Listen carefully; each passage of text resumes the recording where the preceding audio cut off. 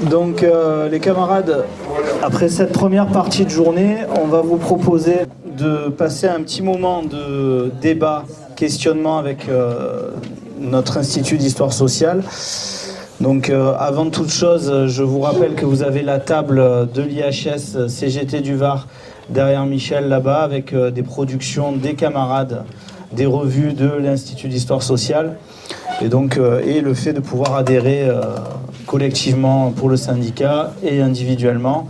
Et c'est toujours, il y a souvent des productions avec notamment Mémoire d'autrefois, des témoignages qui sont toujours un éclairage pour le futur. Donc Patrice y avait été interrogé, Jean Herquin aussi par exemple. Donc c'est toujours possible, n'hésitez pas, comme n'hésitez pas à aller arpenter l'exposition, qui s'arpente rapidement quand même. Et donc je vais vous proposer une séquence où d'abord les camarades vont brièvement se présenter pour que vous sachiez qui va intervenir. Et ensuite je leur poserai des questions, j'irai un petit peu vous chercher dans la salle s'il y a des questionnements. Et on va se balader comme ça entre l'avant-guerre, la période d'entrée dans cette période sombre avec les faits saillants, sans jeu de mots. Et ensuite avec André on ira chercher un peu cette libération. Voilà, donc je vais laisser les camarades se présenter. Donc Yves. Oui, ben voilà, je suis Yves Pellegrino, président de l'IHS. Et ben voilà, je ne vais pas évoquer tout mon passé syndicaliste. Mais voilà. Bon, ben moi je suis André Braun, donc je suis membre du bureau de l'IHS. Alors on me qualifie d'intellectuel puisque j'écris beaucoup d'ouvrages. Pour l'IHS, mais pas que. Et donc je suis essayiste et poète, et puis bon, j'ai fait toute ma carrière syndicale, je suis étudiant à l'université, puisque je suis ingénieur de retraite, alors ingénieur de recherche à la retraite, et j'ai été collaborateur du bureau confédéral de la CGT. Voilà. Vous pouvez garder le micro, les camarades, je vais laisser ça. Bonjour à tous, je m'appelle Jean-José de Hubeda, je fais partie également du bureau de l'IHS, Institut d'Histoire Sociale. Alors histoire, ça ne veut pas dire que commémoration, ça veut dire être au service de la CGT de façon générale. On y reviendra, je pense. Je suis issu de la santé et donc d'un milieu particulièrement dévasté, dirais-je, au niveau de ce qu'on va voir maintenant. Et dans ce contexte-là, bien que je sois à la retraite depuis quelque temps, je considère que la bataille et le rapport des forces est toujours d'actualité. C'est ce que nous allons essayer, je pense, de sortir de ce débat. Ok. Donc vous avez vu qu'il faut mettre son micro plus bas. Et donc vous avez vu à travers l'introduction, à travers les interventions de Sophie, à travers le film aussi, que la première question que j'ai envie de te poser, Yves, c'est dès 1895, dès l'acte de naissance de la CGT, la ligne d'action, c'était déjà l'unité, quoi. Oui, absolument. Et comment ?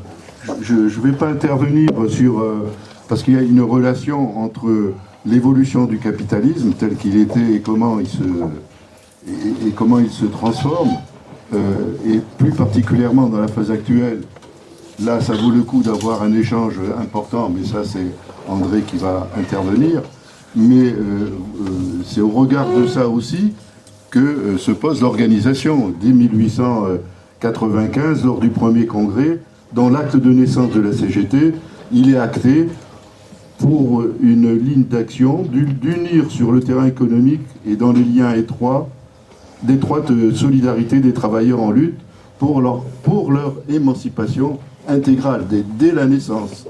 Et puis après, dans les congrès suivants, et en particulier celui de 1906 au congrès d'Amiens, il y a un besoin de clarification qui s'exprime et pousse la CGT à réaffirmer son identité en défendant un syndicalisme de lutte de classe indépendant et à vocation révolutionnaire, et à mener pour la disparition du salariat et du patronat. C'est ce que souligne la résolution de la Charte d'Amiens, avec la double besogne, la revendication qui n'est qu'un côté de l'œuvre du syndicalisme, et il prépare l'émancipation intégrale qui ne peut se réaliser que par l'expropriation capitaliste.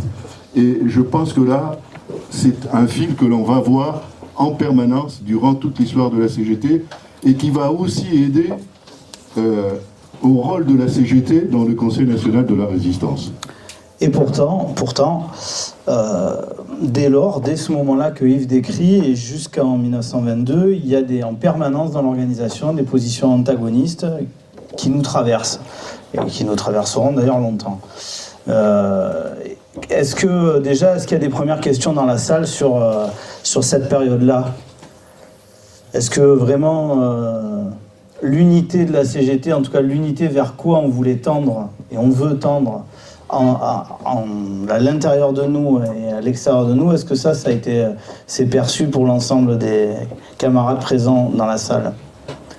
C'est ce qui va nous amener à une période particulière 2 fois dans l'histoire de ce XXe siècle. Oui, peut-être là, ce qui caractérise l'évolution du capitalisme, c'est bien sûr l'exploitation à outrance, ensuite comment on voit les crises, qu'elles sont soit cycliques, soit structurelles, voilà.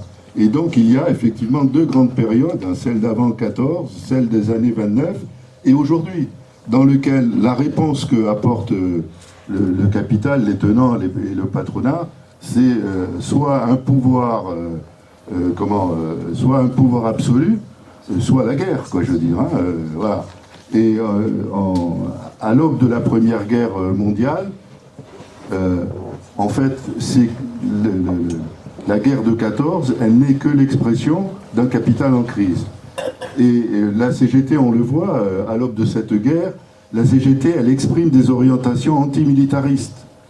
Mais elle se heurte à la puissante vague chauvine.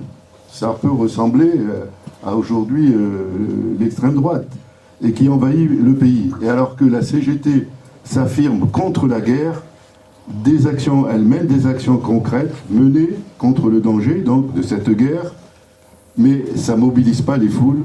Et le 1er août, les principaux leaders syndicaux rallient l'Union sacrée, c'est-à-dire qu'on est loin d'un contenu, et à partir de là va se créer effectivement une division syndicale après 14, dans les années 22.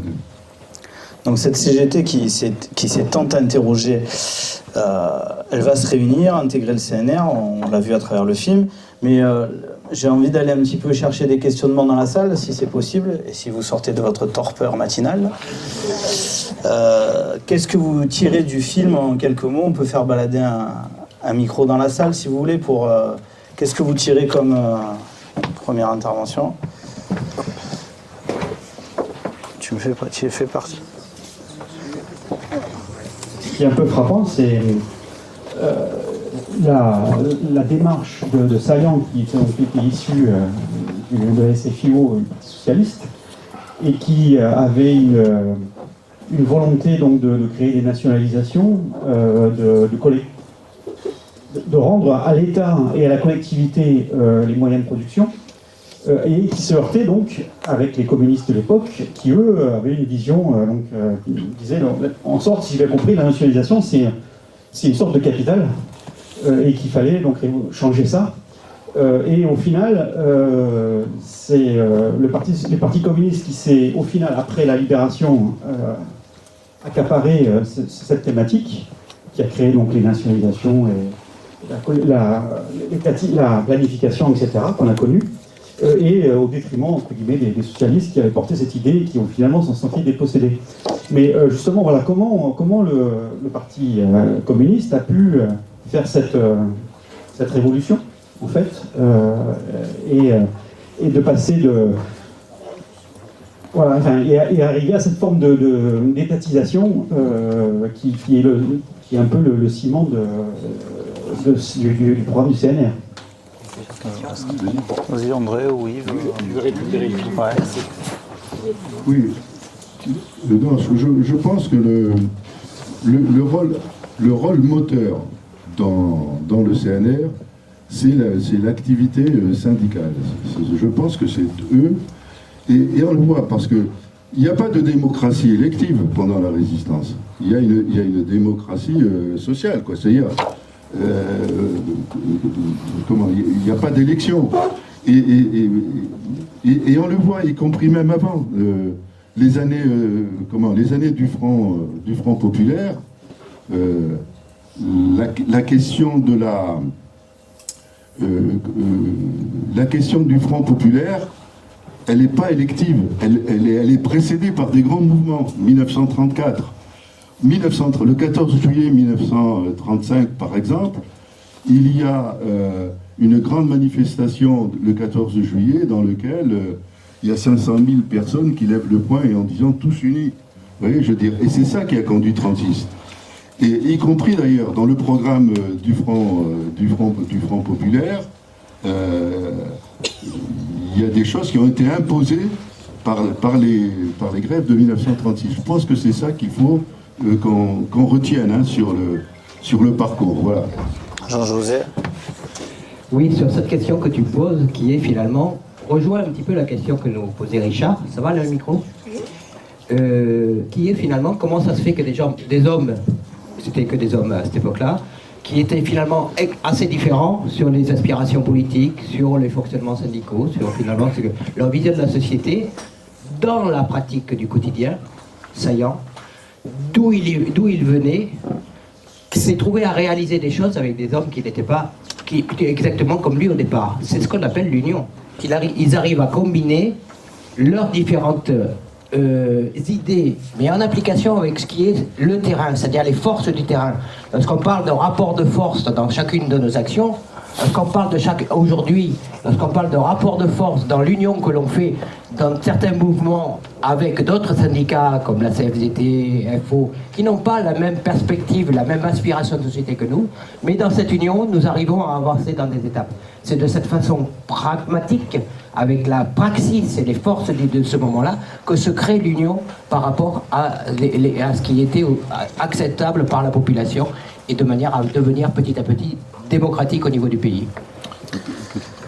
Avant de passer la parole à Brigitte, juste, et en passant par Yves, juste vous dire que moi, en tant que lecteur de cette période, ce qui me marque effectivement, c'est l'arc très large qui fait composition de ce CNR et du rôle moteur de notre organisation syndicale, en passant sans cesse de la clandestinité à la lumière. C'est toute l'histoire de la CGT d'ailleurs. Et on verra si on passe à la clandestinité bientôt. Sur la question, 30 secondes, sur la question de l'union, il y a l'union en 1914. C'est l'union sacrée, c'est tous au massacre, quoi, je veux dire. Et la CGT, elle a trempé, je veux dire. Hein. Alors qu'elle a défini un positionnement de classe dans ses différents congrès, là, elle a été entraînée. Vous voyez, je veux dire, donc la question de l'union, elle ne peut pas être détachée de contenu. Je veux dire, ça me paraît essentiel. Et c'est ce que va construire la CGT jusqu'en 1936 et puis après au-delà dans la résistance. Brigitte, qui a vous demandé la parole. Brigitte Chenet, donc. Moi c'est pas obligé de le dire, le reste. Moi, ce qui me frappe, c'est en fait un peu la... Les camarades, on me souffle dans l'oreillette que je n'ai pas. Si les camarades, quand vous prenez la parole, si vous pouvez vous présenter. Donc, on avait le camarade de Carrefour Grand Var qui a pris la parole. Et la camarade, donc, Brigitte. Brigitte Chenet, secrétaire générale de l'USR. C'est quoi l'USR ? Syndical retraité. Merci. Moi, ce qui me frappe, c'est en fait, on pourrait aujourd'hui transposer un petit peu ce qui s'est passé pendant cette période, l'unité. On l'a eu pendant les retraites au niveau syndical. Mais ce qui me frappe, c'est derrière la rapidité à laquelle le capitalisme reprend la place. Et on le voit quand on envoie, après avoir remercié les mineurs, quand on envoie la police contre, aujourd'hui, on peut le décaler de la même manière, lorsqu'on a polissé les petites mains, je veux dire comme ça, qui travaillaient jour et nuit, et qui aujourd'hui sont décriés par un gouvernement néolibéraliste et qui actuellement sert de pilier, je veux dire comme ça, au RN et à l'extrême droite. Donc je crois que ça, c'est ce qui m'a le plus frappé, en fait, cette continuité qu'on peut retrouver quelquefois et qui pose le problème effectivement de notre réaction et de notre résistance au néolibéralisme et au fascisme. Donc, je vais passer la parole à André et j'en profite pour déjà, parce qu'on va aller éclairer dans quelques minutes la forme de capitalisme dont on parle en 2024. Mais André, déjà au sortir de la guerre, puisqu'on avance un petit peu, quelles étaient les préoccupations premières issues du CNR? Donc le film l'aborde, mais pourquoi, c'est quoi l'objectif de ces créations de statuts?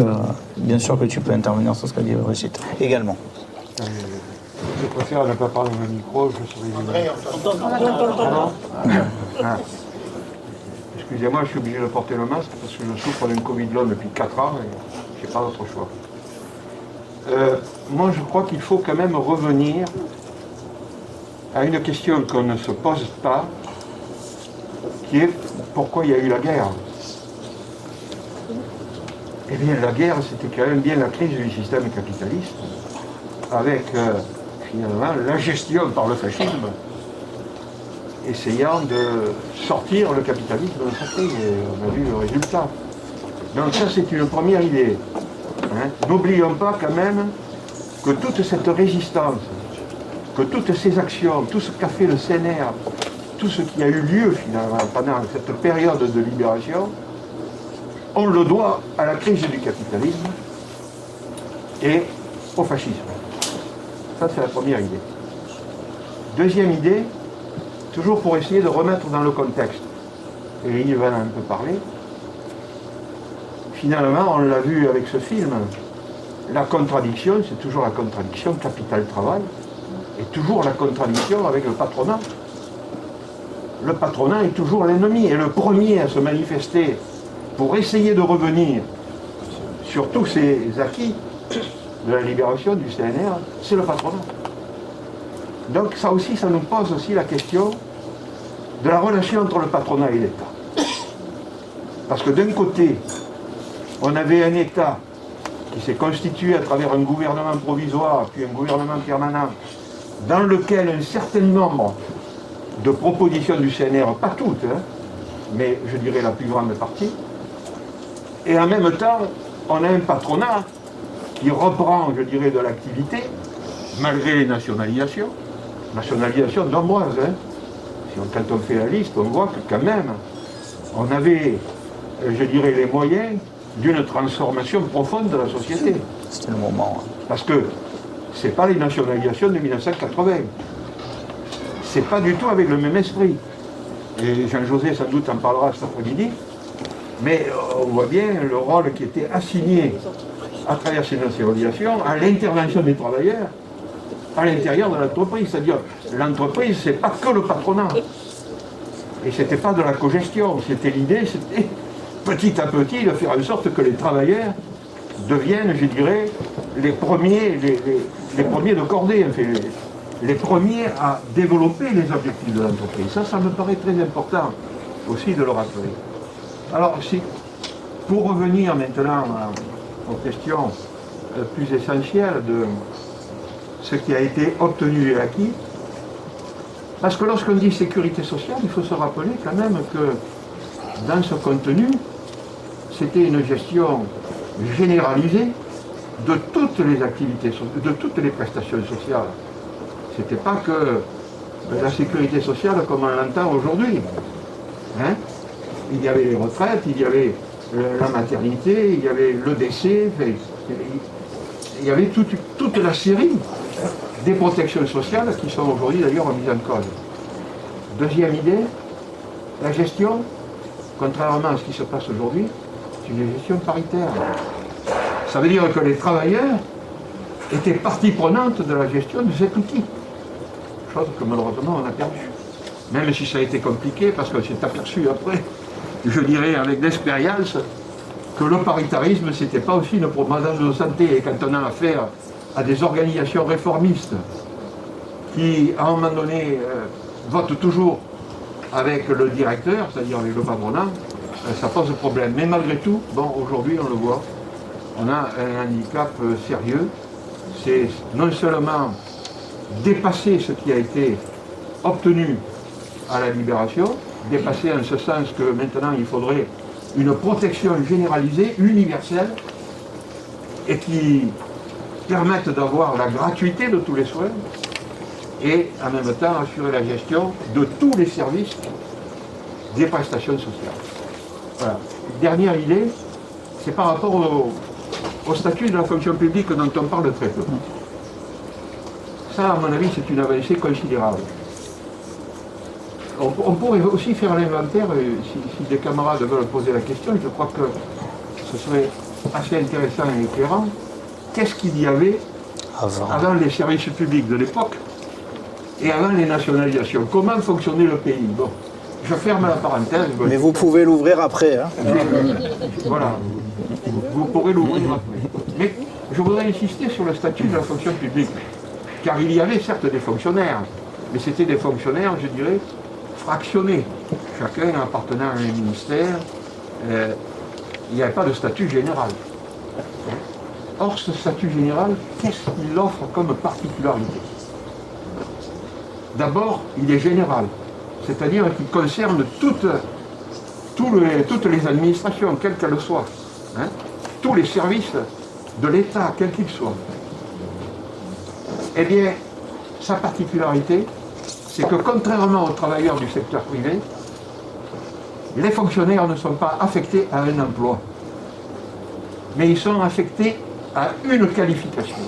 Qualification qui est obtenue par un concours national qui fait qu'à tout moment, et d'ailleurs ça rejoint un peu la revendication de notre dernier congrès confédéral, c'est-à-dire ce statut qui permettrait donc à chaque travailleur d'avoir des passerelles et lui permettre d'aller un peu de partout.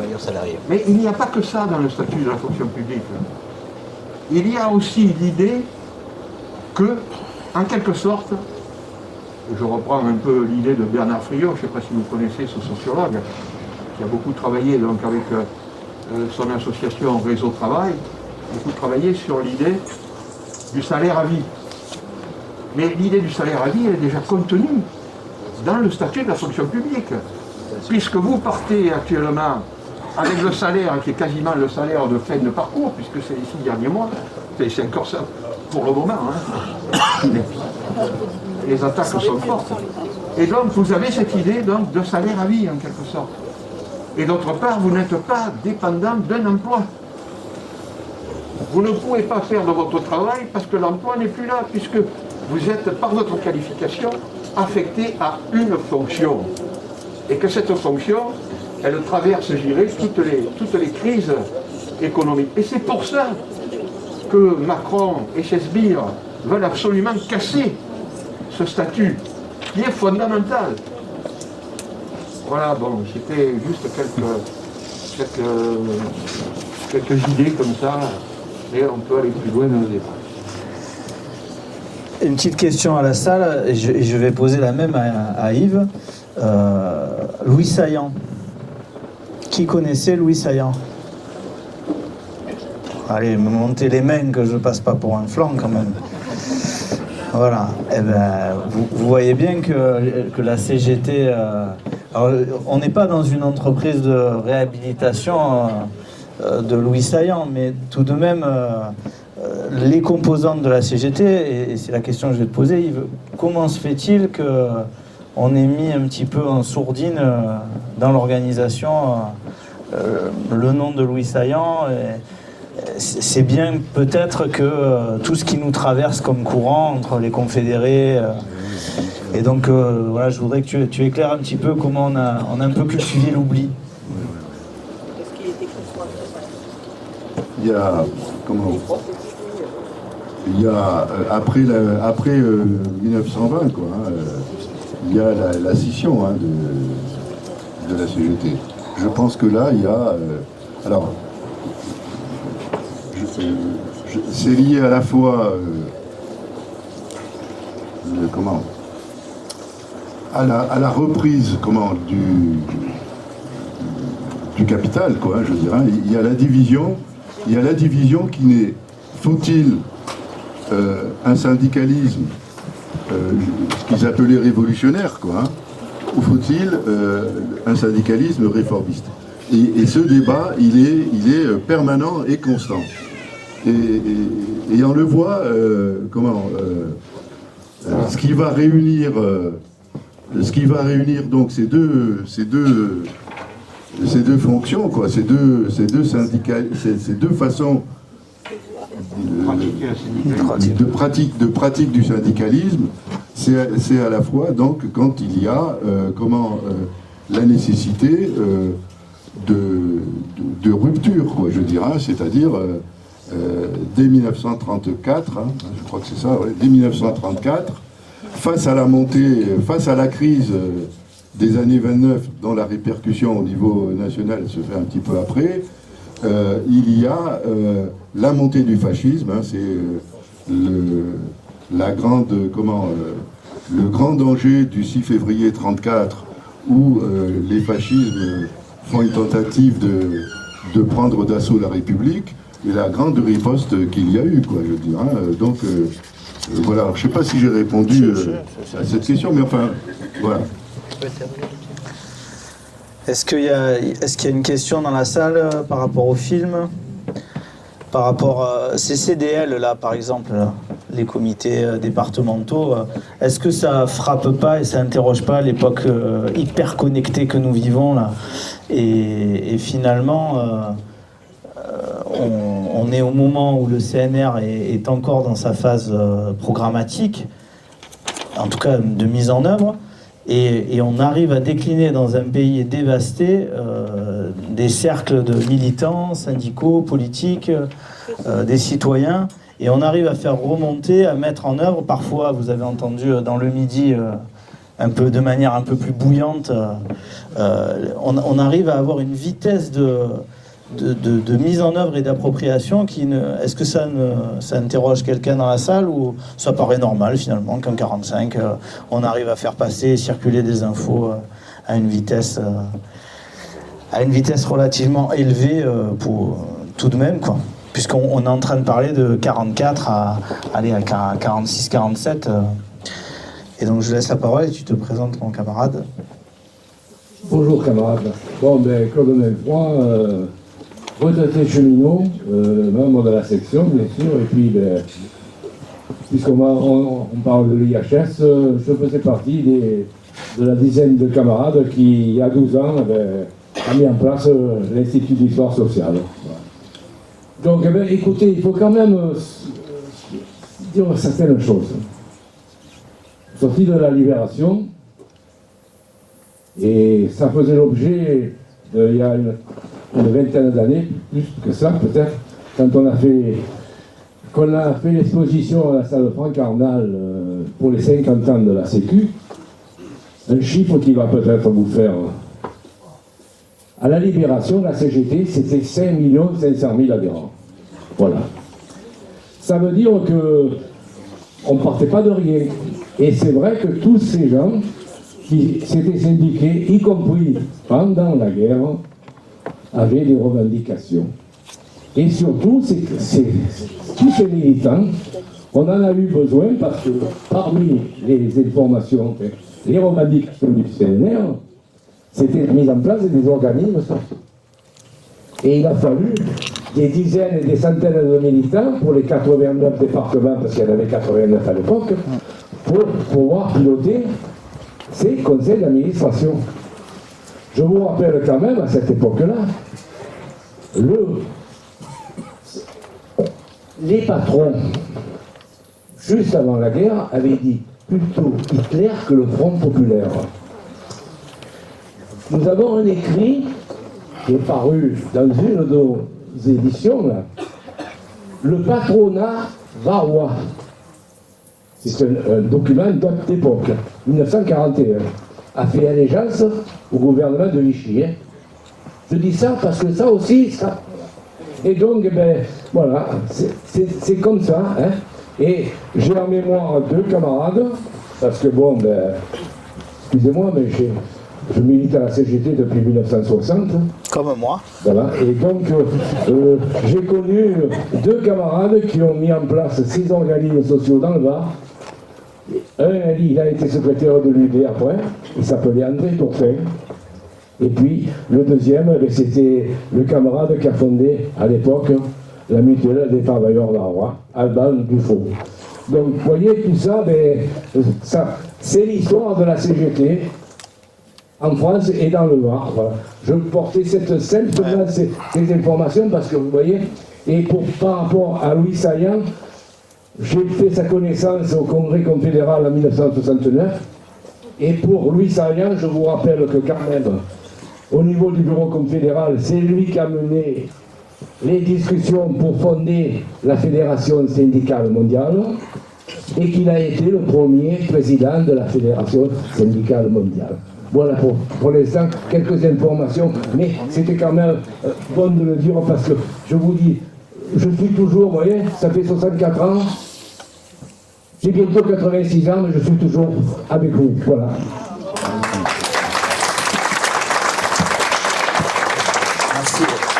Merci mon camarade. Et tu nous fais, je vais passer la parole à Jean-José, et tu nous fais une prodigieuse passe, on dirait, puisque nous avons construit ce printemps, je l'ai dit dans l'introduction, mais ça a pu passer un peu au travers.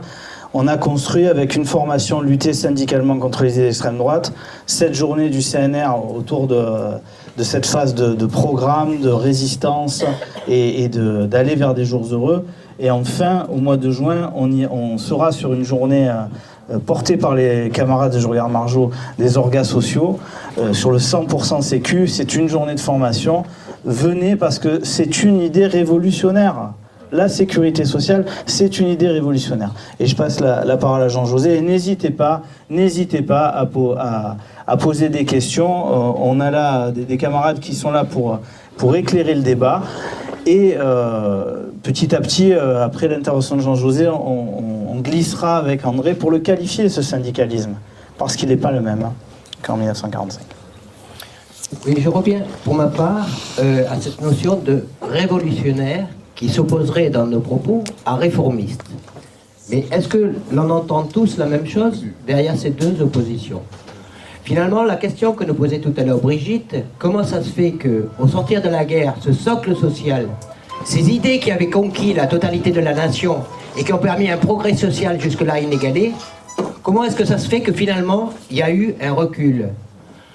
On l'a dit, il y a eu un moment où la prise de pouvoir par les communistes ont mené des réformes plus qu'une révolution dans la totalité du fonctionnement capitaliste. Le fonctionnement capitaliste n'a pas été mis en place, n'a pas été réellement attaqué parce que le fonctionnement était toujours le même. La place des travailleurs était la leur et la place des capitalistes, c'est-à-dire ceux qui possèdent l'outil de travail, ont gardé leur outil de travail. C'est ça. Donc les cartes étaient distribuées de cette façon-là. Donc dans ce contexte-là, les rapports de force ont été d'autant plus importants avec le problème, et là je reviens sur la notion d'union et de difficultés que l'on a éprouvées en 1920 dans les scissions que l'on avait en notre sein, mais aujourd'hui aussi. On a des scissions aujourd'hui ou des difficultés de fonctionnement entre les différentes fédérations, on a des difficultés de fonctionnement entre les différents syndicats. On n'arrive pas à se créer ce fameux tous ensemble qui nous permettrait justement d'être plus forts et d'avancer. Donc tout ça vient nous interpeller justement sur par rapport à cette notion d'union, en sachant que oui, il y a des difficultés, il y a des choses sur lesquelles ça amène des contradictions, mais il y a aussi des avantages, c'est ce qu'on doit mettre sur la balance. Il nous en a glissé un mot, on doit mettre sur la balance en fonction du projet concret que l'on porte et sur lequel on bataille. Voilà, je crois que ce film, au-delà d'être un film historique, c'est surtout une remise en question finalement de nos pratiques aujourd'hui et de savoir de quelle façon on réfléchit nous pour aller au plus fort, construire cet outil dont nous avons besoin dans la CGT pour construire et fabriquer durablement nos aspirations. Oui, ça me fait réfléchir. Il y a, allant sur sur ce qui est le plus essentiel, le comportement de la CGT dans ses congrès, avec à la fois l'immédiat, la revendication et la perspective, c'est ça que les camarades de la CGT ont réussi à faire passer dans le contenu du Conseil national de la résistance. C'est le programme.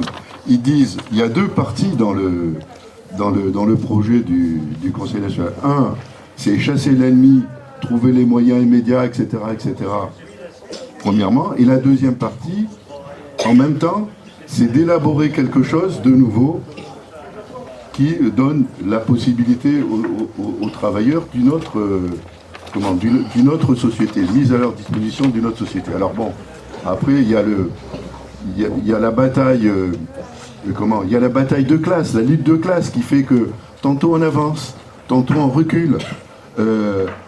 Ce qu'on a obtenu à l'issue de la résistance ouvrait une perspective extraordinaire. Mais effectivement, 3 ans après, 2 ans après, le capital, le grand patronat, tente de les remettre en cause, quoi, je veux dire. Donc, je pense, ce qui a traversé et qui traverse toute la CGT qui nous est posée aujourd'hui, c'est ça, c'est-à-dire comment aujourd'hui on peut combattre et comment, dans le même temps, on s'ouvre une perspective. Et c'était tellement fort au niveau du CNR, qu'y compris les partis de droite, ils ont dit, bon ben, on n'est pas d'accord avec ça, mais on va les suivre. Voilà, vous savez, c'est extraordinaire comme rapport de force et contenu. Juste, je vais la poser comme ça, la question. André, n'hésitez pas à prendre la parole et même à aller qualifier ce qu'on vit en 2024, parce qu'on va le décrire. En te lisant, André, tu parles souvent dans tes écrits de responsabilité collective. Et donc la question que je pose à la salle et que je te pose aussi, c'est comment cette prise de conscience individuelle, alors que la privatisation de la société est en marche, hein, que ce soit dans la fonction publique avec le plan, je ne sais pas comment il faut l'appeler, Guérini, mais c'est un pauvre PowerPoint qui a été posé devant les organisations syndicales, ou la loi Travail 2 qui se pointe devant nous en fin d'année. Comment ranimer cette prise de conscience individuelle, notre responsabilité collective, comment la mettre en œuvre? Et après, on discutera un petit peu de ce capitalisme qui est bien différent. Il n'est pas vert du tout, quoi. Ouais. Rien à voir avec ton t-shirt, camarade. Si tu me permets, je voudrais quand même relier les deux questions, parce que sinon, ce sera peut-être trop difficile. On a trop tendance à considérer le capitalisme comme un système univoque, c'est-à-dire, bon, c'est le capitalisme, point barre. Eh bien, détrompons-nous. Le capitalisme, c'est un système qui sait s'adapter à la situation économique et sociale et culturelle, et qui non seulement sait s'adapter, mais est en capacité de créer les conditions d'une hégémonie qu'il a lui-même construite. Et ça, il faut l'avoir en tête. Car si, avant la Deuxième Guerre mondiale, le fascisme, d'une manière générale, s'est mis au service du capitalisme, aujourd'hui, nous avons exactement la même situation, mais de manière, je dirais, différente, qui tient compte de l'histoire, bien sûr. Et c'est ce que j'appelle, dans un prochain livre d'ailleurs, qui sera publié, j'espère, l'année prochaine, ou en fin d'année, c'est ce que j'appelle le néolibéralisme factieux. Voilà, je crois que ça... Parce que le néolibéralisme, c'est pas le capitalisme classique de l'époque. Le capitalisme classique de l'époque, il acceptait un certain nombre de compromis sociaux. Il acceptait les nationalisations, il acceptait les protections sociales, et progressivement, le capitalisme a été en mesure d'imposer sa logique. Et ce qui est important de voir, c'est que dès 1930 d'ailleurs, il y a deux grands théoriciens, je ne sais pas si vous en avez entendu parler, c'est Milton Friedman et Hayek. Son nom est à rallonge, mais je le simplifie. Ce sont deux théoriciens du néolibéralisme. Et ce néolibéralisme, il dit quoi? Il dit que tout doit être propriété privée, que, y compris l'individu, doit se considérer comme une propriété privée. Et quand on y regarde bien, c'est exactement ce qui se passe. On qualifie bien les travailleurs aujourd'hui de ressources. Moi, à mon époque, c'était le service du personnel. Aujourd'hui, c'est le service des ressources sociales. Hein? Vous voyez, donc on devient une ressource, c'est-à-dire qu'on devient une marchandise. Ça veut dire que l'individu, petit à petit, on l'a habitué à vendre sa force de travail. Ce qui, à l'époque, posait une question morale, aujourd'hui, dire je me vends à travers mon curriculum vitae, que je fais au mieux, mais je me vends au patronat, à l'entreprise. Vous voyez, donc, culturellement, on a changé d'époque, je dirais. Hein. Donc, comprendre la construction collective du syndicalisme, c'est aussi comprendre la société dans laquelle on est. Et or, aujourd'hui, force est de constater que le néolibéralisme factieux, parce que là, pourquoi je dis factieux? Parce qu'on arrive un peu à l'époque de 1938-39. C'est-à-dire que la crise de 2008, il a été incapable de solder ce système, malgré les technologies nouvelles, parce que ce système capitaliste ou néolibéraliste, chaque fois qu'il doit progresser, il faut qu'il invente de nouveaux marchés. Et force est de constater que les technologies nouvelles ont été un moyen pour lui d'élargir singulièrement son marché. Hein? J'ai entendu sur France Inter il y a 3 jours, ils ont inventé, sur le plan international, pas français, hein, le nouveau marché du handicap. À la faveur des Jeux Olympiques, ça leur a donné des idées. Donc le handicap devient un marché international. Vous voyez, chaque fois, il faut qu'on ouvre nos marchés, parce que c'est un système qui ne peut exister qu'à travers l'accumulation du capital et l'accumulation des marchandises. Entre parenthèses, je ferme la parenthèse tout de suite, système qui est complètement à l'opposé de ce qu'il faudrait faire aujourd'hui à cause de la crise environnementale.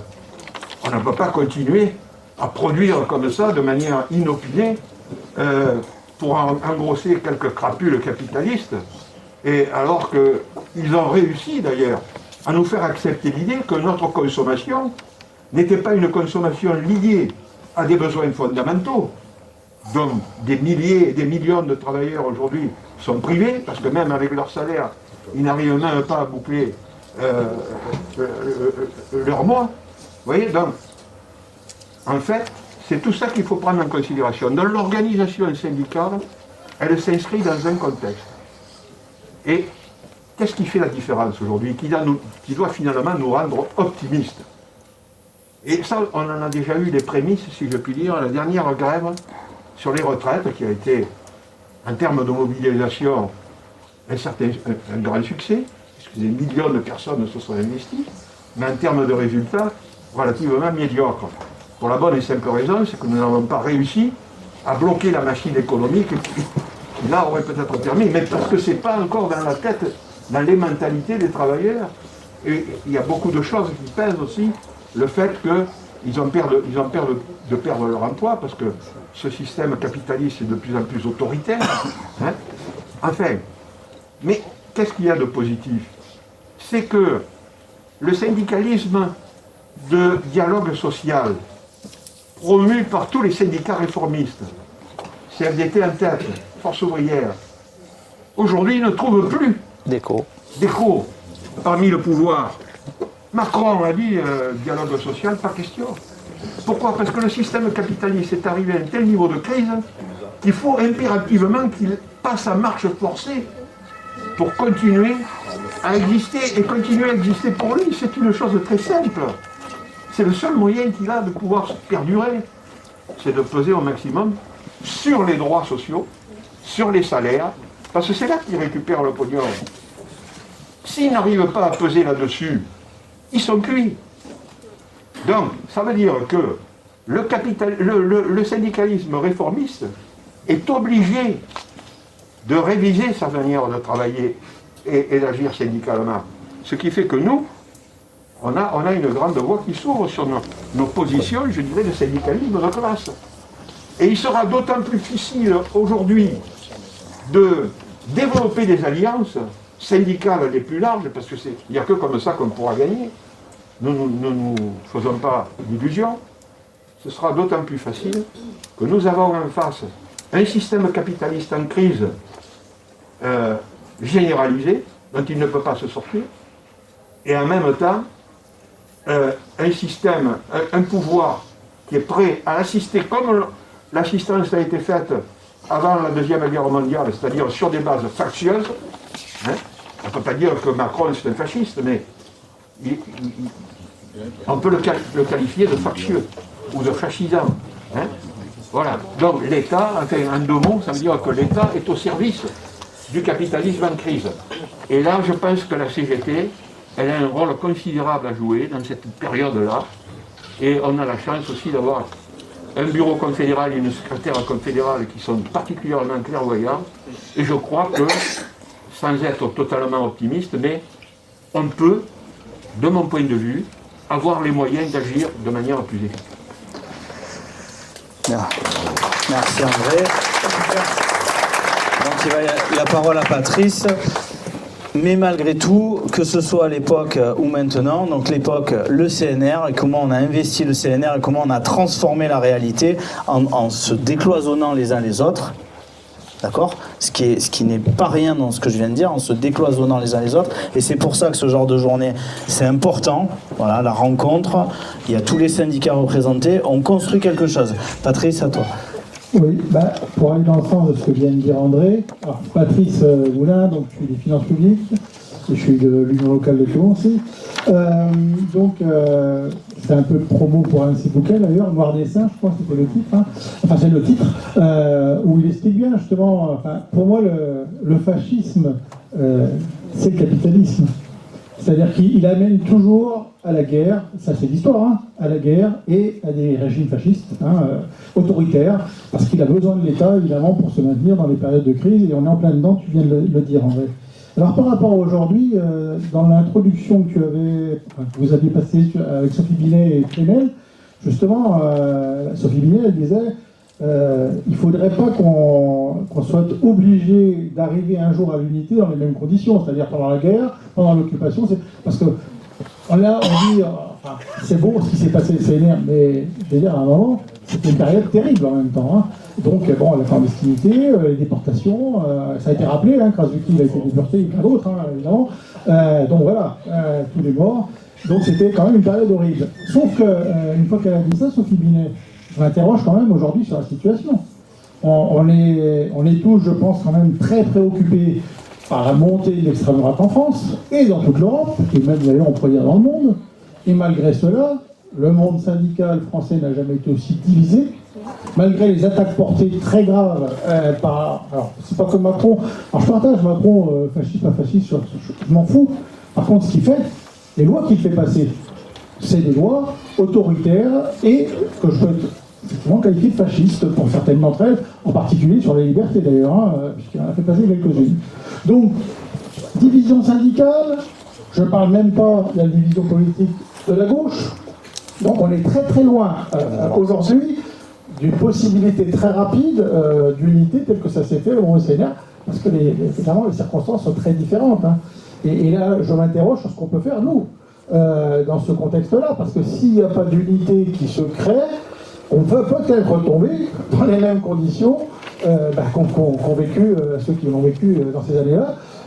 Voilà. Donc je ne réponds pas à la question, hein, mais elle le pose, Sophie Binet, elle dit bien, oui, mais il faudrait éviter d'avoir la même catastrophe, les morts et voilà. Hein.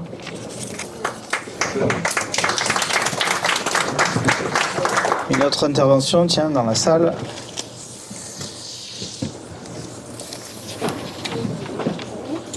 Bonjour, Djamel Yahya de l'assurance maladie. Au niveau de l'Organisation mondiale, ça se concrétise comment pour contrer l'extrême droite, Bardella, qui est montée en puissance dans toute l'Europe? Tu veux interroger ce que fait la CGT, c'est ça? Voilà, dont la CGT. Dont la CGT. Au niveau mondial, non. Comment? S'il y a des actions communes ou justement. Voilà. On va faire une réponse qui est filée tout au long de l'histoire, puisque le mouvement internationaliste, je laisserai les camarades compléter, mais il est à la base de nos raisonnements et de nos actions syndicales depuis toujours, puisque on est toujours un peuple de travailleurs.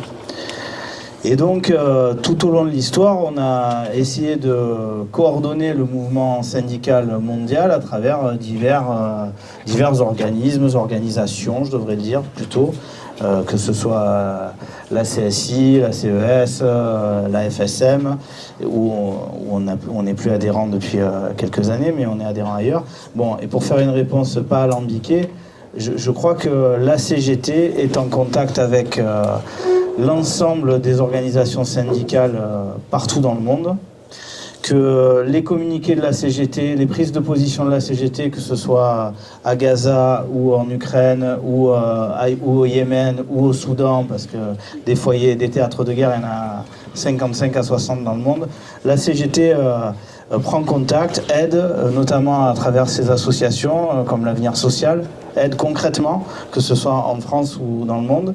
Évidemment, dans l'époque qui est la nôtre, de surinformation, de peu d'espace de cerveau disponible, et c'est pour ça qu'on en prend ensemble aujourd'hui. Évidemment, un communiqué de la CGT qui tombe dans vos boîtes mail, qui tombe sur nos réseaux, ça peut paraître bien anodin, mais un communiqué de la CGT est toujours consécutif à une prise de contact avec les organisations syndicales du pays en question. Et donc la solidarité, elle s'exerce comme ça, soit par l'envoi d'argent, de moyens, de matériel, d'aide, de positionnement politique, y compris le positionnement de la CGT, c'est de dire au gouvernement français aujourd'hui de ne plus faire livrer d'armes à Israël. La CGT dit ça. Et la CGT assume d'interpeller ses parlementaires. C'est pour ça que nous, à l'intérieur de l'organisation syndicale, on doit se décloisonner. Voilà, c'est une évidence. Mais pour décloisonner le monde politique et pour essayer d'éviter qu'on ait je ne sais plus combien de listes électorales devant nous, on a ce rôle-là d'impulsion et de l'ouvrir et d'éclairer par l'intelligence collective, par notre histoire et par notre positionnement historique. Et donc, quand je dis ça, ben voilà les actions concrètes de l'organisation dont nous faisons partie. Alors, elles peuvent paraître utopiques, dérisoires, à côté, mais moi, je ne suis pas pour accepter le présentisme, le tac-au-taquisme. Je pense que l'histoire est longue et le temps est long. Et il faut accepter aussi qu'on est dans un moment où peut-être le temps sera long. Par contre, on s'organise. Voilà, c'est pour ça qu'on a besoin de sortir de cette institutionnalisation à outrance dans nos organisations, qu'on a besoin d'avoir de la hauteur, qu'on a besoin de poser les débats sur la paix, sur le désarmement, sur la guerre, sur ce qu'on pense être une société plus juste, sur comment on veut vraiment la transformer, sur la réduction du temps de travail, sur les 32 heures, sur la sécurité sociale, le 100% sécu. C'est ça les propositions de la CGT et le développement durable vers le DVRB humain et humain et humain. C'est ça les propositions de la CGT pour ce 21e siècle. Voilà. Et après, il y a un camarade là-bas. Et après, je te passe la parole parce que je te l'ai prise. Oui, Eric Gaillard, donc je suis des finances publiques aussi, et membre de la CEBD. Alors moi, j'avoue, comme moi, le premier, Louis Saillant, je ne le connaissais pas. Je savais que c'était à l'issue de la Seconde Guerre mondiale et de l'action des résistants qui étaient encore armés à l'issue de la Seconde Guerre mondiale. Je ne connaissais pas le nombre de syndiqués de la société, c'était monstrueux. Maintenant, on est loin d'être dans cette configuration. Nous sommes plus armés, nous ne sommes pas 5 millions de syndiqués. Donc, qu'est-ce qu'on fait? Alors moi, je suis quand même militant depuis un certain nombre d'années et je sais un peu d'où on vient en tant que militant syndical. Maintenant, je pense que malheureusement, beaucoup des salariés ont perdu cette idée de vue, ne connaissent pas cette antériorité, ce passé, cette histoire. Et je pense que, je suis même sûr, je suis intimement persuadé qu'il faut le rappeler. C'est assez facile de dire on sait ce qui existait, on sait ce qui existe maintenant. Donc on voit tout ce qu'ils nous ont repris et tout ce qu'ils sont en train de nous reprendre, parce que c'est pas fini. C'est-à-dire, bon là actuellement, donc, je suis fonctionnaire, hein, donc la loi de la transformation de la fonction publique touche les 3 versions de la fonction publique, hein, on est bien d'accord. Donc je pense qu'il faut qu'on arrive à se retrouver, nous, en tant que syndiqués CGT, en tant que syndicat CGT, il faut qu'on arrive à trouver une unité d'action qu'on a perdu aussi de vue depuis très longtemps. Et je pense qu'effectivement, si on n'arrive pas à arrêter ce rouleau compresseur qui nous écrase depuis un certain nombre d'années, c'est parce que déjà nous-mêmes, alors avant de parler d'union avec les autres syndicats, que déjà nous-mêmes, à l'intérieur de nos organisations, de nos syndicats, les fonctionnaires et même dans le privé, je crois évidemment beaucoup à l'Interpro, sinon je ne serais pas à l'idée, qu'on arrive à se retrouver nous-mêmes déjà et aller porter envers nos syndiqués, envers nos salariés, cette histoire et leur dire, leur montrer tout ce qu'on a perdu, Le rôle international. tout ce qu'on est encore en train de perdre, parce que bientôt, je le dis aussi sans arrêt quand je discute avec les collègues, bientôt on ne sera même plus en capacité de pouvoir réagir, parce que notamment au niveau des fonctions publiques, on a encore une garantie, on a encore le statut, mais qui sont en train d'exploser avec la loi de transformation publique. Si ça passe, je pense que même nous, on sera en difficulté pour militer. On voit bien ce qui se passe dans le privé. Hein, moi, je ne suis pas comme Patrice Aluel, je suis très proche de Patrice, j'entends ce qu'il me dit. Et bientôt, voilà, ça va devenir de plus en plus dur. Hein, parce qu'effectivement, ils vont nous écraser et ils nous écrasent. Hein, donc, il faut les temps de réagir. Et je pense qu'on ne réagira pas, on ne pourra pas gagner. Si on dit, déjà, nous-mêmes, au niveau de la CGT, on n'arrive pas à se réunir et à lutter ensemble. Et c'est pourtant ce qu'on fait ce matin. Et du coup, donc la parole à Alain. Ensuite, il y aura Jean-José, Brigitte qui interviendra. Et je vous invite quand même, les camarades, à prendre la parole sur le film. Ma camarade aussi, j'ai vu la main se lever, sur le film, sur l'importance de la liberté de la presse. Et ça, ce n'est pas un impensé du CNR, au contraire. C'est un pensée du CNR, c'est-à-dire la liberté de la presse. Vous ferez le parallèle, j'imagine, avec la situation qu'on vit sur la captation des médias. Et enfin, les camarades, comment passer sous silence quand même les imperfections, mais on y viendra aussi avec Jean-José, les imperfections sur la question des femmes quand même dans ce programme. Sophie dit c'est un impensé, mais... Donc on fait Alain, Jean-José, Brigitte... Voilà. Un impensé. Oui, bonjour. Alain à Paris, SFA, CGT. C'est quoi SFA? Dis à tout le monde. Syndicat français des artistes interprètes, CGT. On est même dans le spectacle. Voilà, non, depuis que je suis à la CGT, en 1974, j'entends parler de crise du capitalisme. Au bout d'un moment, ça me fatigue, parce que j'ai l'impression que le capitalisme vit de mieux en mieux. Je voudrais qu'on m'explique ce qu'est cette crise du capitalisme. Alors, j'ai passé la parole à Jean-José, ensuite on fera Brigitte, ma camarade là-bas. Oui, alors moi je ne vais pas, Alain, je ne vais pas répondre directement à ta question, mais bon, ça rejoint un petit peu. Donc je voudrais refaire un retour sur le film que nous avons vu tous ensemble pour répondre et tenter de répondre un petit peu à une question qui me paraît essentielle de Richard. Comment passer de conscience individuelle à responsabilité collective? Donc, se pose la question du rapport de force, se pose la question finalement des victoires, de savoir comment est-ce qu'on peut aller vers la victoire au lieu de reculer. Et en voyant ce film, on se demande, franchement, mais quelle alchimie? Qu'est-ce qui s'est passé à ce moment-là pour que on a trouvé les forces en étant tellement différents? Qu'est-ce qui, à ce moment-là, s'est passé? Quelle alchimie s'est passée pour qu'on puisse prendre le pouvoir, pour construire ce socle de notre modèle social, socle du modèle social qui est envié dans la Terre, sur la planète entière? C'est-à-dire qu'à ce moment-là, donc, les gens se sont réunis. Qu'est-ce qui s'était passé? On pourrait, sans faire de l'histoire de façon... comme si c'était un calque, on reproduit exactement la même chose. Non, bien sûr.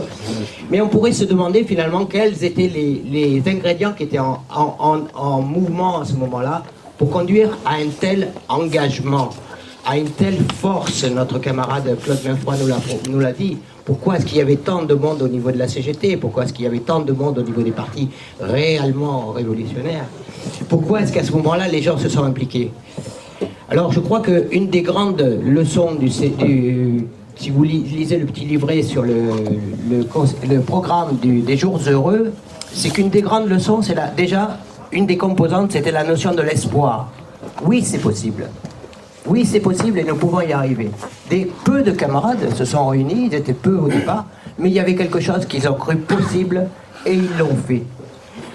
Il y avait la notion de, André l'a dit, ça sera évoqué cet après-midi aussi, la notion de la capacité, on est capable, en tant que salarié, en tant qu'ouvrier, de faire les mêmes choses que les possédants, que ceux qui sont déterminés par leur classe sociale à des postes de responsabilité. Nous en sommes capables. Cette notion de capacité est très importante pour porter l'espoir et pour porter l'engagement et la volonté. Il y avait la notion du lien avec la réalité, on l'a dit. Il y avait la notion de lien à la réalité du quotidien, ne serait-ce que par la consommation. Il y avait la notion du danger. On évoque aujourd'hui le danger du fascisme, qui était bien réel à cette époque-là, qui assassinait les gens de manière arbitraire. Mais aujourd'hui, il y a un danger qui est aussi fort et qui attaque la planète. Je vous le dis, les camarades, vous le connaissez, c'est la notion de l'environnement. Le capital, au même titre qu'il amène le fascisme, le capital est obligé, par ses fonctionnements d'enrichissement sans fin, par sa cupidité de toujours plus de vouloir en emmagasiner plus, il est obligé de détruire la planète. Cette notion de l'environnement, elle ne détruit pas que nous, elle détruit tout le monde, y compris nos générations à venir. Donc là, oui, il y a une notion de danger réel autour duquel nous pouvons, hors azimut, créer des notions d'union et de réunion autour de cet objectif commun qui peut être aussi important que ce qui a été à un moment donné amené sous des principes de lutte pour la nation, lutte pour le pays contre ces forces-là. Voilà, donc je rejoins en ça la conclusion d'André, cette première conclusion, dans la notion qu'on ne peut pas être entré dans un pessimisme ou fatalisme par rapport à cette force qui nous a écrasés, qui nous a fait reculer, parce que le mouvement social a toujours été, de la même manière que Marx a parlé de la dialectique historique, il a parlé de la dialectique matérialiste. Et cette dialectique matérialiste, elle dépend des rapports de force, elle est comme un balancier. Et ça dépend des forces des uns et des autres. Évidemment, si on diminue les forces, eh ben, le capitalisme gagne. Si on gagne en force, eh ben, nous avançons. Brigitte, est-ce que tu permets que je passe la parole à ma camarade, puisque tu as déjà prise, vas-y. Oui, bonjour, Maxime Lamoureux, départemental du Var. Moi, ce qui m'a frappé, et d'ailleurs on vient d'en parler là avec la notion d'espoir qui a participé à ce programme du CNR, et le pessimisme ambiant qu'on peut ressentir actuellement. Moi, ce qui m'a frappé, c'est surtout les jeunes, parce que les jeunes, on n'en parle pas beaucoup, mais je trouve que c'est essentiel pour pouvoir faire avancer les choses. Et moi, ce qui me désole, c'est que, par exemple, dans mon service, lorsqu'il y a eu la grève pour les retraites en 2020, on entend facilement les jeunes vous dire mais on n'aura pas de retraite. Voilà. Et quand je vois comment on s'est battu, le travail gigantesque qui a été fait par le CNR pour que chacun puisse avoir droit à une retraite par répartition, et 80 ans après, d'entendre les jeunes qui disent ah non mais de toute façon nous la retraite on l'aura pas, hein. Mais des jeunes, pas des jeunes lycéens, ça peut être aussi des jeunes adultes jusqu'à la trentaine. Et je me dis, mais qu'est-ce qu'il faut faire pour faire changer cette croyance, cette pas mentalité, mais cette croyance, et on en arrive facilement à la notion de fatalisme. Merci, on va donner la parole à Brigitte. Ensuite, André fera un éclairage sur la question d'Alain, vis-à-vis de la question d'Alain. Ensuite, Valérie.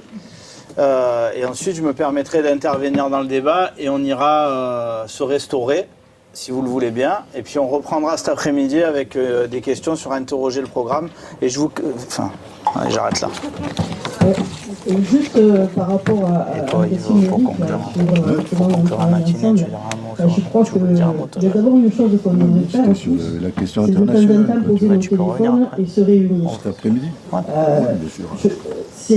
On a une société qui a été construite par le patronat et le capitalisme pour détruire tout ce qui était créé l'individualisme. Les années 80 ont mis en place l'individualisme, y compris sur les salaires, tout ça. On a cassé le tous ensemble, dire comme ça. Parce que le collectif, il ne fallait pas trop qu'on soit réunis. Et d'ailleurs, aujourd'hui, on a, y compris Macron, qui tente par différentes manières de détruire complètement ce système en ne voulant faire que des réunions dans les entreprises et pas en extérieur. Certes, au sorti de la guerre, on était 5 millions. Je rappelle aussi qu'à l'époque aussi, il y avait l'industrie, il y avait l'emploi. Voilà. Donc il faut aussi qu'on remette les choses en place, non pas pour dire on ne peut pas faire pareil, mais c'est qu'aujourd'hui, il faut qu'on reconstruise. En fait, on est dans une situation où il faut qu'on reconstruise, qu'on fasse des propositions pour reconstruire, pour remettre en place des entreprises et des sociétés sur le pays. Voilà. Donc, et l'unité, elle se fait, que ce soit chez les actifs comme les retraités, tous ensemble. Voilà. André, peut-être par rapport à l'interrogation d'Alain, et ensuite Valérie, et ensuite j'interviendrai, ensuite la camarade, et après on ira manger. Je vous promets une reprise cet après-midi du débat. Si je posais la question à Alain de la façon suivante, est-ce qu'en 1929, tu savais ce que c'était que la crise du capitalisme? Non. Non, mais je veux dire, historiquement, je pense que tu en as entendu parler dans ta tête. Est-ce que tu te fais la représentation de la crise de 1929 et ma camarade là. Parce que parler de la crise du capitalisme, il y a deux façons de le faire. Soit on la met en évidence sur ses dégâts, soit on la met en évidence sur le système lui-même dans son fonctionnement. Et donc, je le ferai de manière plus simple par ce qui amène justement des difficultés pour l'ensemble des peuples. Hein. En 1929, il y avait la soupe populaire, c'est ce qui revient quand on voit les films. Mais aujourd'hui, combien de millions de personnes sont obligées d'aller mendier leur repas? Combien d'étudiants aujourd'hui sont obligés d'aller mendier leur repas? Combien de personnes sont à la rue à ne pas avoir de logement? Etc., etc., etc. Combien de chômeurs? Donc, étudier la crise, c'est examiner aujourd'hui les conditions dans lesquelles sont une grande majorité de la population, dont on ne parle pas. Parce que le capitalisme a réussi ce tour de force dans les dernières décennies, c'est de rendre invisible la classe ouvrière. Qui parle aujourd'hui de la classe ouvrière? Alors, la classe ouvrière, j'ai écrit un bouquin qui s'appelle « La fin du capital », dans lequel je montre, date de 4 ou 5 ans déjà quand même, dans lequel je montre que la classe ouvrière, non seulement elle n'a pas diminué, mais elle a augmenté au niveau mondial. Le problème, c'est qu'on a, je dirais, externalisé nos moyens de production, et en même temps, on va exploiter la classe ouvrière des pays en développement, dit en développement. Mais la classe ouvrière, d'une manière générale, elle a augmenté. Or, le capitalisme a réussi à la rendre invisible. Aujourd'hui, qui parle de classe ouvrière? Personne. Hein? Vous voyez? Bon, donc, voilà, on peut faire l'examen aujourd'hui de ce que payent les travailleurs, les populations, par la crise du système capitaliste. Deuxième élément de réponse très court, mais là ce serait très compliqué, il me faudrait un peu plus de temps pour pouvoir l'expliquer, c'est ce qu'on appelle la baisse tendancielle du taux de profit. En clair, on croit que les riches n'ont jamais été aussi riches, mais ils sont de moins en moins nombreux à être de plus en plus riches. 1% des plus riches ont autant que 99% de l'ensemble des populations. Donc ça veut dire que, bien sûr, la richesse, elle se concentre entre les mains de plus en plus étroites, si je puis dire, hein, mais en même temps, on voit que, et Brigitte en parlait, que tous les moyens de production sont en berne.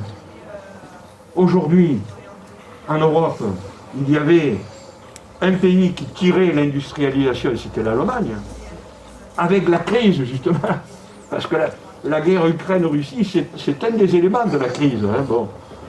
Eh bien, on voit aujourd'hui que l'Allemagne est en train de s'écrouler, y compris industriellement. et que tous les plans qu'avait imaginé l'Europe, hein, et qui nous ont valu la perte des chantiers de la Seine, la perte des chantiers de la Sotka, etc., etc., le plan Davidson qu'on appelait, hein, qui en fait assignait à certains pays de l'Europe un certain nombre de priorités économiques et productives.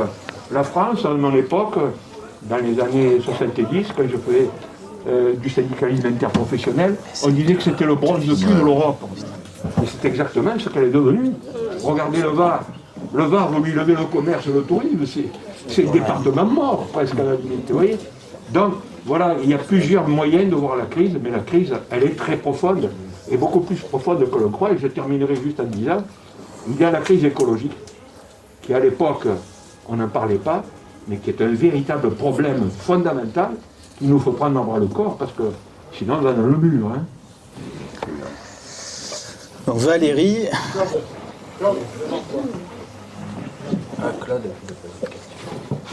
Donc on va faire Valérie, ma camarade Audrey, c'est ça? Colette, putain Colette, pardon. Autant pour moi. Fallait que j'en fasse une, c'est fait. Vas-y Valérie, après je conclurai la matinée si vous voulez bien. Valérie, je suis à l'hôpital comme assistante sociale. C'est bon, dernier. Je suis syndiquée pas depuis très longtemps. Et ça fait depuis 2019. Je voulais revenir sur la question tout à l'heure par rapport aux jeunes qui disent qu'ils n'auront plus de retraite et sur la question de s'unir en fait. Moi je suis très attachée à l'environnement et c'est d'ailleurs à la CGT que je trouve qu'il y a le plus, on parle le plus de l'environnement. Et je pense que beaucoup de jeunes ils sont sur ce versant-là et notamment on peut parler des soulèvements de la terre qui sont capables de s'organiser très très bien, très rapidement. Surtout ces jeunes diplômés qui décident de ne plus travailler dans ces grandes entreprises. Et je pense que si on mélange avec la question de s'unir, c'est là peut-être qu'on peut trouver quelque chose de créatif et de constructif pour essayer d'être nombreux et de lutter, parce que finalement, on a le même ennemi qui est le capitalisme. Voilà. Merci Valérie, bravo. Colette. Passer.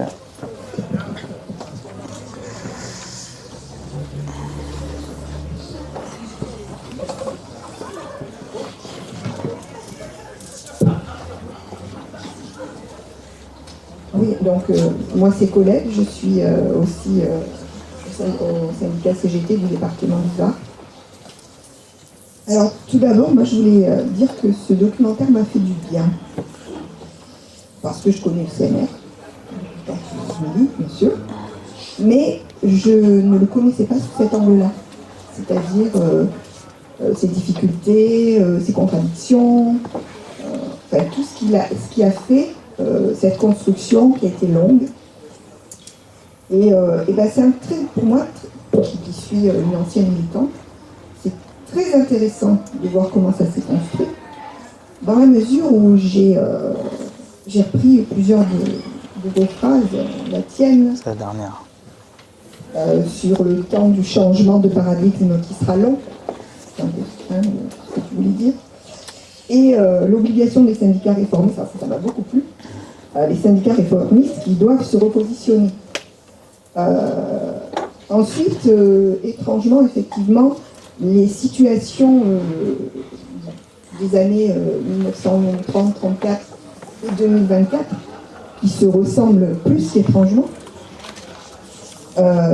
Du coup, je me suis posé la question, bêtement, on a Macron qui, à un moment donné, a voulu, au moment, après le post-Covid, les grèves des gilets jaunes, etc., il nous a collé son CNR.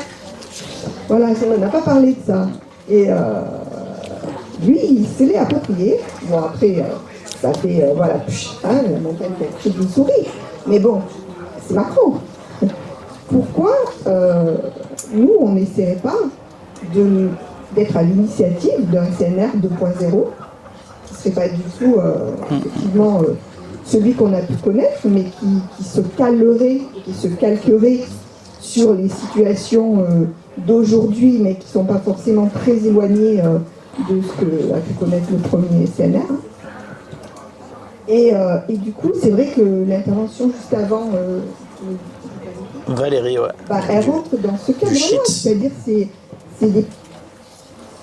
des gens d'horizons différents, avec des idées différentes, qui à un moment donné vont mettre leur ego sur la table et discuter de l'avenir, au-delà de l'avenir social, de l'avenir de la planète, quoi, qui passe après par tout le reste. Donc ça m'a inspiré. Je dis, voilà, franchement, j'espère que ça en inspirera d'autres. Néanmoins, on a tendance à dire à la CGT que les choses viennent du bas. Donc effectivement, il faudra peut-être qu'on donne nos idées, mais à un moment donné, il faudra qu'en haut, nos têtes s'en emparent. Voilà. Merci beaucoup. Je vous propose de passer au repas. On reprendra le débat. Je ferai